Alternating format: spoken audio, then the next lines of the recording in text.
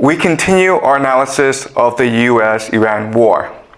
And in this war, there are three major questions that will determine the outcome of this war, as well as the world afterwards. Okay, and these three questions are, number one, will the US launch a ground invasion?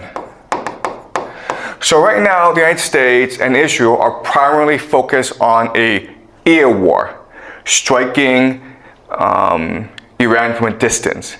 In the past, we would call this siege warfare. And as long as it remains an air war, the United States can choose to de-escalate and withdraw from the Middle East. They would lose this war, but the loss would not be catastrophic. Whereas if they choose to launch a ground invasion, it would escalate very quickly, and they would be trapped in Iran for the next 5 to 10 years. It would be a catastrophe whether or not they win or lose. Because in order to fight a ground war, the United States would have to institute a national draft where a young man, as young as 18, would be forced to join the army and be sent to fight in Iran. Okay? So that's the first big question for us. Will the United States send in ground troops? And remember, there's the idea of mission creep, where maybe in the beginning you're like, I'll send out 1,000 troops to do a small mission. But then it doesn't go well, so you send in 2,000, okay? It slowly creeps up. It's what we call mission creep. And that's how the United States embroiled itself in Vietnam. All right, so that's the first big question. Second big question is, will nukes be used? There's a lot of concern online that Israel is preparing a nuclear strike on Iran because the Israelis don't like how the war is going, and they want to reclaim the initiative. Nukes are a taboo in geopolitics. The Americans used them at the end of World War II, and no one's used them ever since. If Israel were to use tactical nuclear weapons, they would break this universal taboo, and we might find ourselves in a nuclear apocalypse, okay? So that's a great concern that everyone has right now. And the third question is the Al-Aqsa Mosque. This is the third holiest site in the Islamic world. There's Mecca, there's Medina, and there's the Al-Aqsa Mosque. The Muslims believe that it is from the Al-Aqsa Mosque in Jerusalem where Muhammad ascended to heaven. And the Jews believe that the Al-Aqsa Mosque sits on the site of their temple, which is the house of God. So religious Jews, extremists, want to destroy the Al-Aqsa Mosque to rebuild the third temple.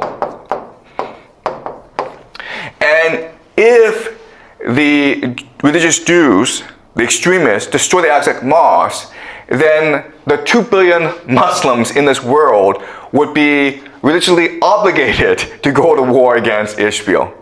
Okay? So these are the three big questions that will determine how this war will determine the future of the world. Okay. So in this class, I teach you game theory to make predictions about the future. So right now, I'm going to make 3 predictions. And then I will show you my analysis as to how I make these predictions, okay? Now, what's important to understand is that these are only my guesses based on my analysis. And whether or not they turn out to be correct will determine the validity of my analysis. I don't have inside information. I don't know more than you do, okay? I'm just working out of public knowledge and doing game theory analysis. So according to game theory, this is yes. The United States will send in ground troops. According to game theory, this is no. And number 3 is yes. Okay? So what I'm going to do is spend the next 2 classes explaining to you my game theory analysis as to how I come to these conclusions. And we can watch how world events unfold. Now I want you to understand something, which is that for my theory to be valid, for my analysis to be valid, I have to be correct on all three, okay? If I miss one, then all my theory is wrong. I know there's a lot of concern from around the world that nukes will be used, and I am 100% confident that nukes will not be used at this time in this war. And if I'm wrong, I apologize to the world, okay? But at the same time, we'll all be dead anyway, so it doesn't really matter, all right? Okay, all right, so let me explain my analysis, okay? So remember, today what I'm going to do is do number 1 and number 2, explain to you why Israel will not use nuclear weapons and why there will be a ground invasion. And then next class, I'll explain number 3 to you, okay? That's a plan for this week. All right, so to understand what's going on, I need to teach some basic geopolitical theory, okay? So in military affairs, in geopolitics, there's a concept called escalation ladder. Escalation ladder. Okay?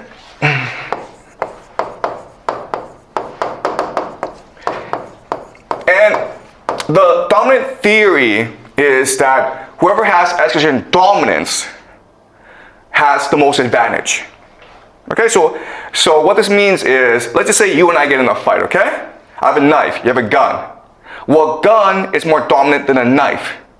Therefore, you have a greater advantage over me, and therefore you should win, in theory, okay? And applied to this war in the Middle East, Israel and the United States have escalation dominance because they have nuclear weapons, and Iran doesn't. Therefore, the United States and Israel have a huge advantage over Iran, okay? But what I will show you today is that this theory is incorrect. It actually doesn't work that way, right? So let's start off with a very simple example. Let's just say that two people get into a fight, okay? A and B. And how the escalation ladder will work is that maybe A and B run into each other, okay? And then A says, hey man, say sorry. And then B is like, it's not my fault, you say sorry, okay? So there's a conflict, and it's usually a very small conflict. No one knows why, and no one knows who's at fault, okay? So they start cursing each other, okay? So the first step is a conflict. Second step is they start cursing each other, right? Screw you, screw you. And then they might start pushing each other, right?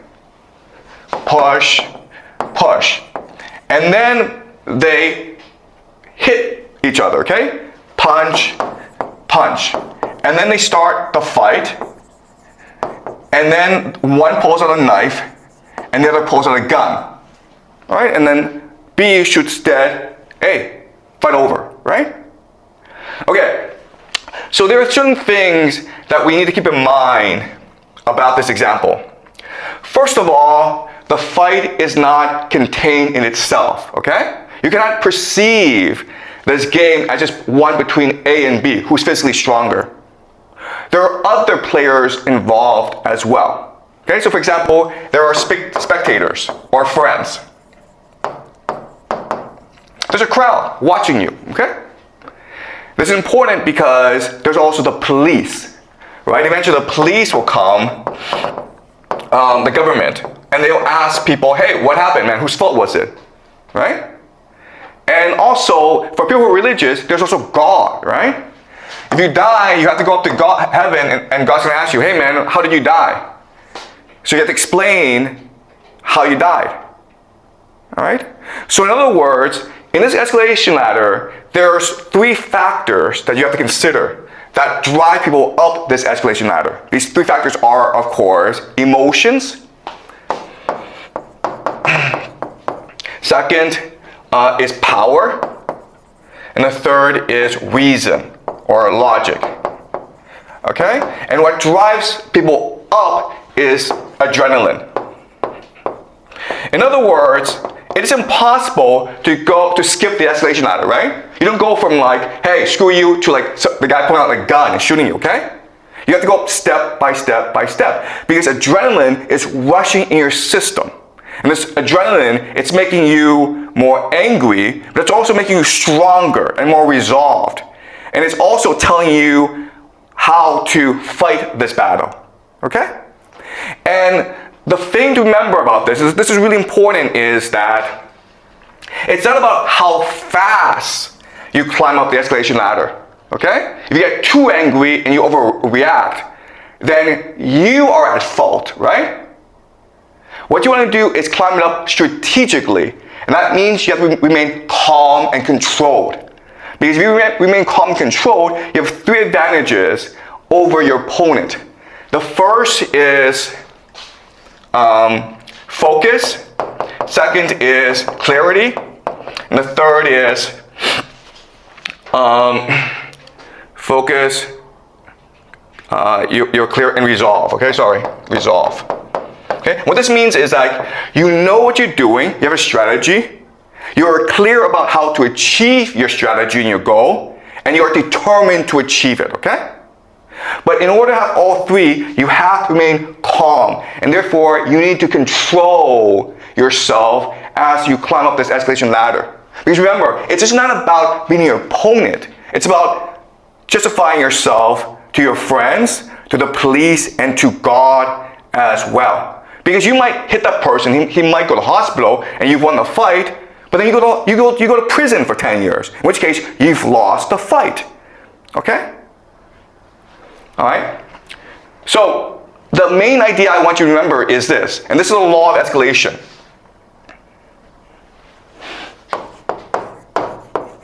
Okay, this is a very important idea in my game theory model. Control is more important than dominance. Okay? Control is more important than dominance. Why? Because control is the idea of calibration.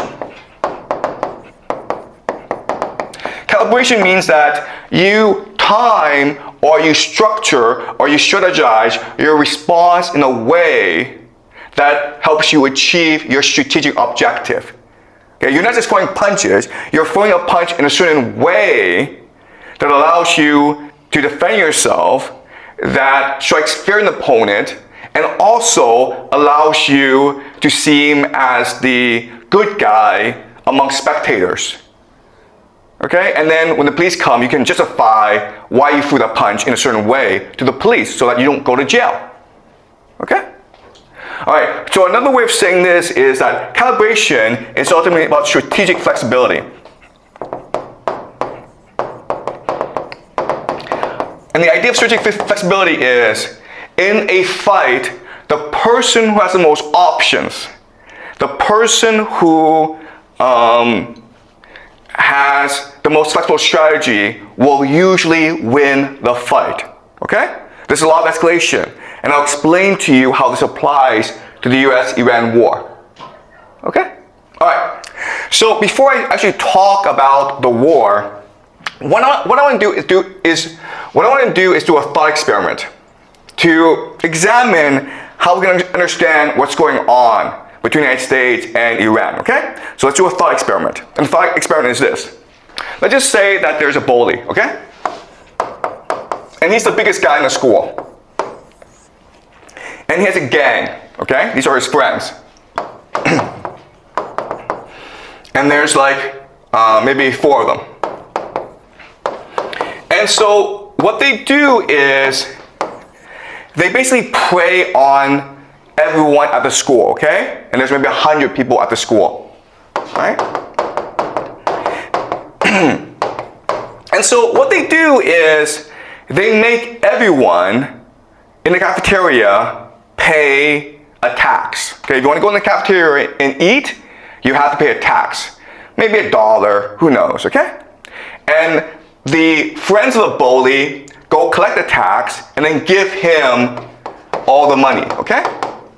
And that is the structure of the school, where if you want to eat lunch in the cafeteria, you have to pay a tax, and the bully's friends collect the money, and the bully shares the money amongst his gang, okay?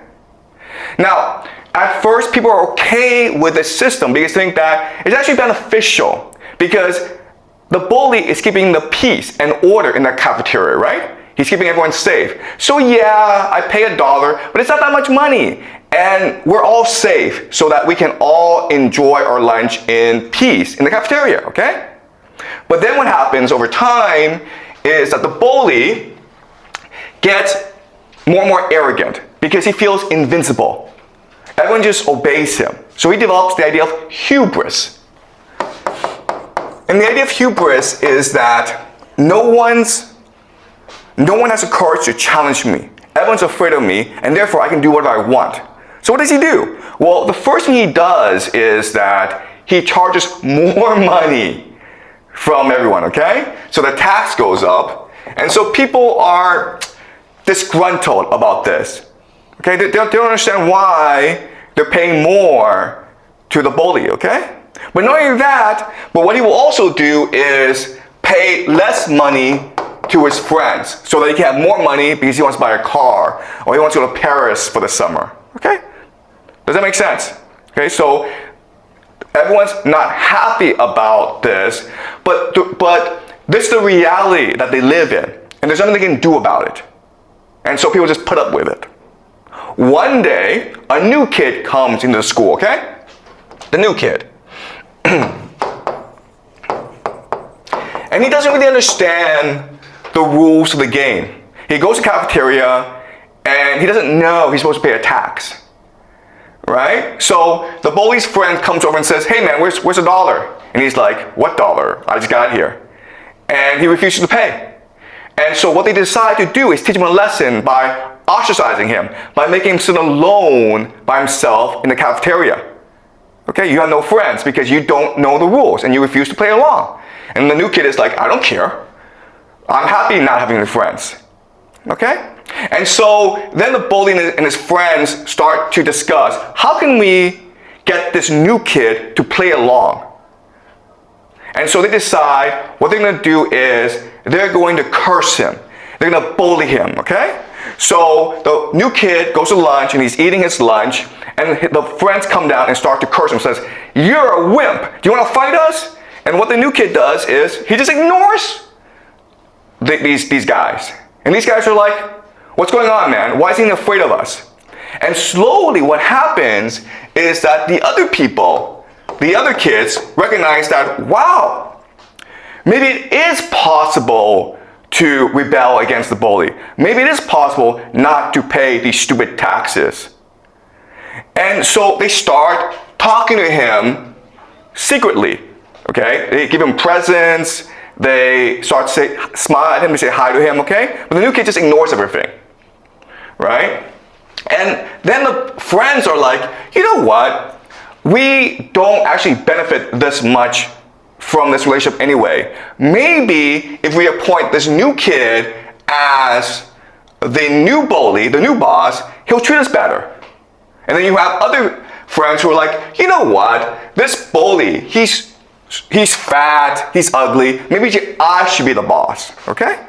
So just because a new kid comes in, doesn't know the rules, and he's willing to challenge the reality, challenge the assumptions, the values of this cafeteria, now there's dissent. Now there's rebellion going on, okay? And different people are talking to him and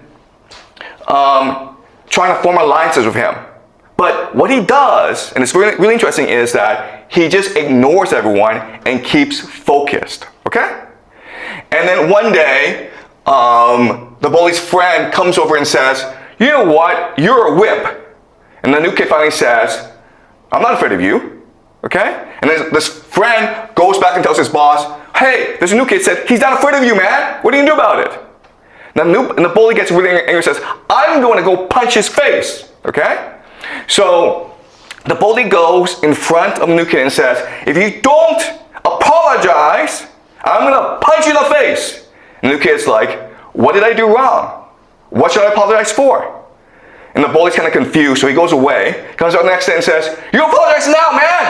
And the kid's like, "Okay, For what? Tell me to apologize for what? And this goes on for a long time, okay? And then eventually, the bully gets so pissed off that he punches the new kid in the face, okay? So he started it. The new kid, he's hurt, but he decides to punch the bully back in the face, okay? And the bully's stronger, so he beats the bully up. So he beats up the new kid. But what's happened now is that everyone in the school has seen that the bully is not that strong. Everyone's seen that the bully is actually pretty weak. And so they recognize that, hey, if we stand alongside the new kid, we can beat the bully. All right? And eventually what happens is the bully is defeated. Does that make sense to you guys? All right, so certain things to understand is that, yes, the bully has escalation dominance because he's stronger and he's the biggest kid in the school. He can beat up everyone. But what wins the fight is control. What wins the fight is calibration, strategic flexibility. The fact that the new kid has many different options and he's picking the option that is most strategically advantageous to him. Okay? Now, and what you will notice from this example is the bully doesn't have that many options, actually, because he needs to maintain the idea of face or credibility, right?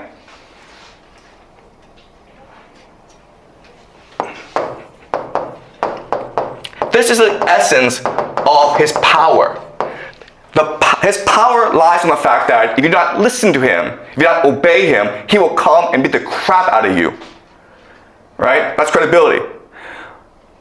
And but the moment that you show that it's actually not that big of a deal to be punched by him, he's not that strong, then he loses all credibility. Okay? Which means that he either retreats or he's forced to strike harder, to kill you. Okay? To maintain his credibility. So another way of saying this is that by calibrating your movements strategically, you can manipulate the bully into self-destruction. Does that make sense to you guys?